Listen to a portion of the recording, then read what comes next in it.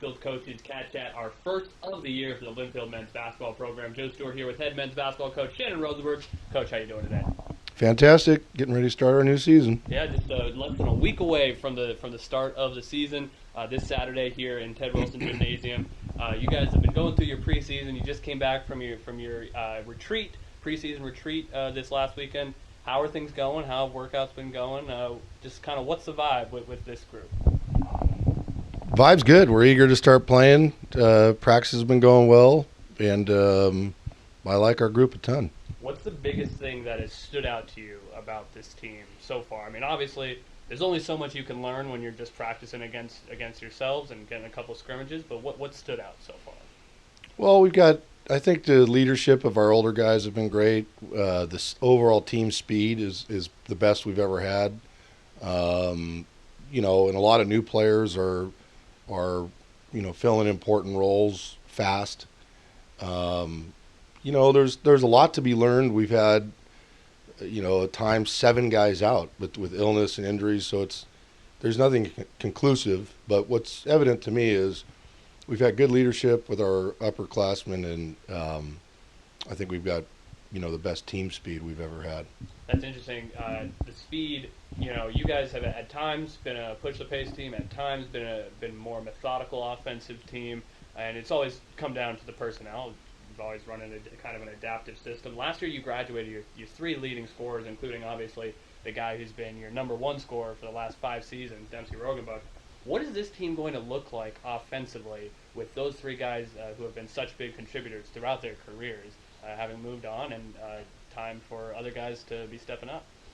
Yeah, I mean, we'll look similar. I mean, I don't know that, it's obviously whenever you lose any players that put up bulk numbers, somebody has to fill that void and what have you. But we'll see. I mean, I can't point to any personnel. It'll kind of emerge organically, and whoever the better players are for us will emerge over time. I mean, part of not having a lot of returners that have played bulk minutes is you really don't know what you're going to get.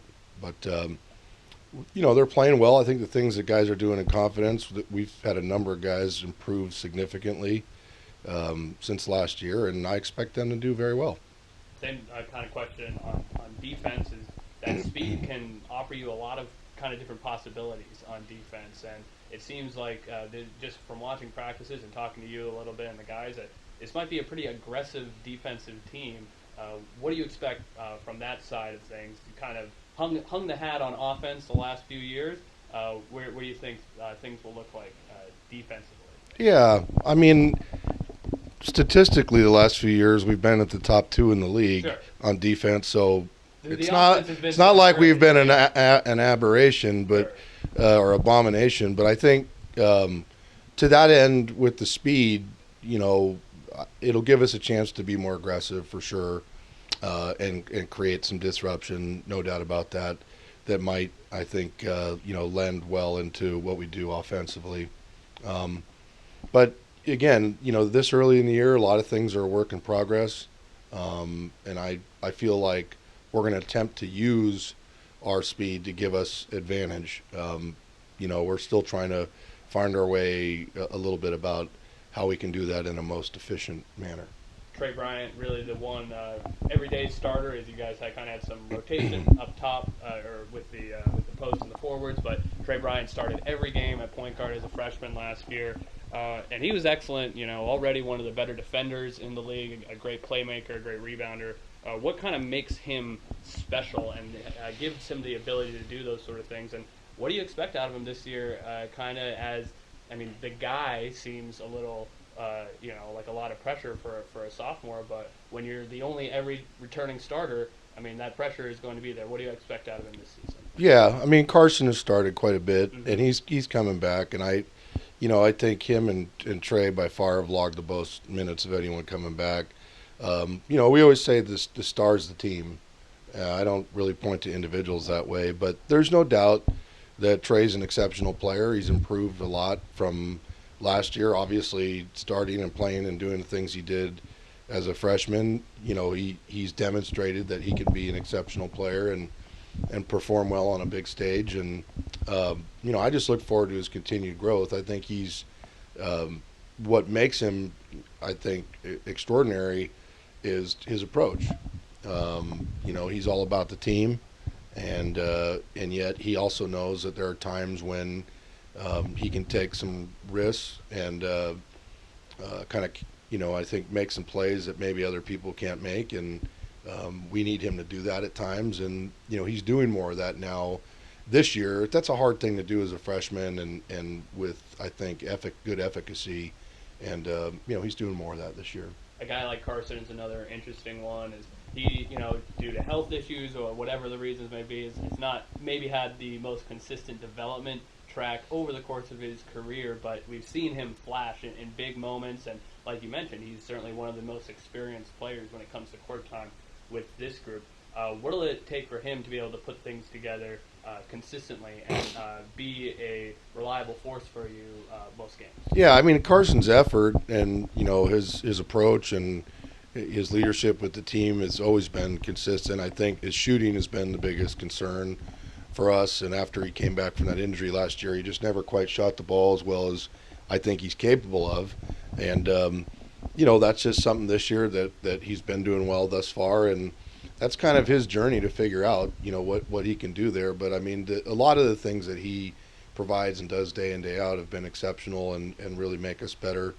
But his offensive play, I think, has been at a level so far this year that is where we need it to be for him to be, a consistent impact player.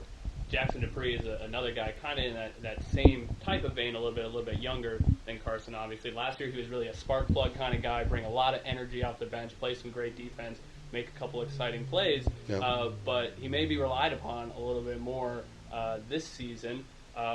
What is it like for a player to try and make that transition from coming in and just trying to make an impact off the bench in regards to or in difference to trying to contribute as a starter?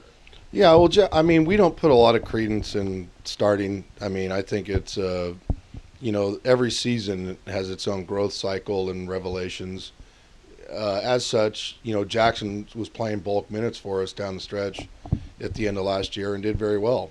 And, he's picked up where he left off. He's been hurt for a couple of weeks now, but he, what we've seen, the little we've seen of him thus far, there's no doubt he's improved a ton, and his abilities and refinement and efficiency as a player continues to improve, and I don't see any reason why he shouldn't have a huge impact on our team out in the court this year. You've got a big freshman class, and I want to get into that in a moment, but a lot of those guys are forwards and bigs, and you've got a couple established guys in there too, like Alex Jasko, Reese Gibb, guys who have seen regular minutes throughout their career. How can those guys help bring along the younger forwards and younger bigs? And sometimes it takes a while for those positions to develop from high school to college. Yeah, I mean, I think it takes a while for everything to develop. I mean, I think you can, the best thing anyone could do is just model it. I think iron sharpens iron.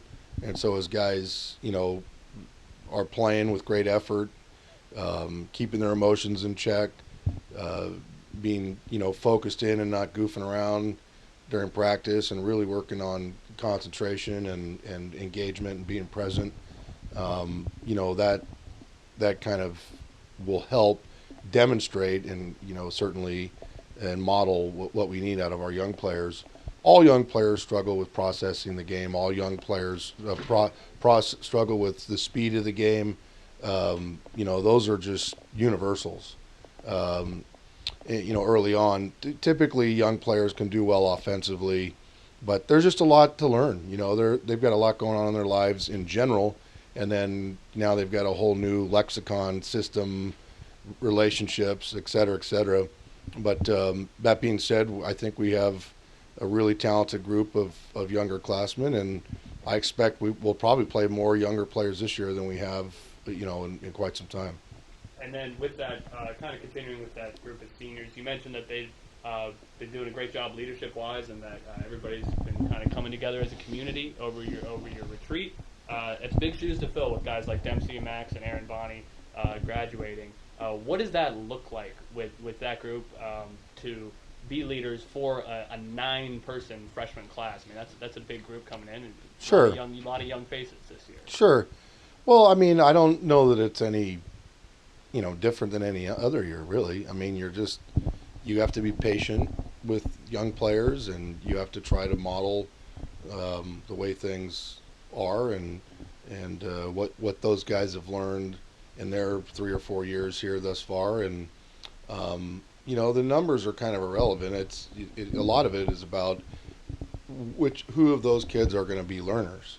Of those younger players, I wouldn't put the onus so much on our upperclassmen being leaders. I think it's more important that our younger players learn to be learners and learn to absorb and try to have great transference in their development.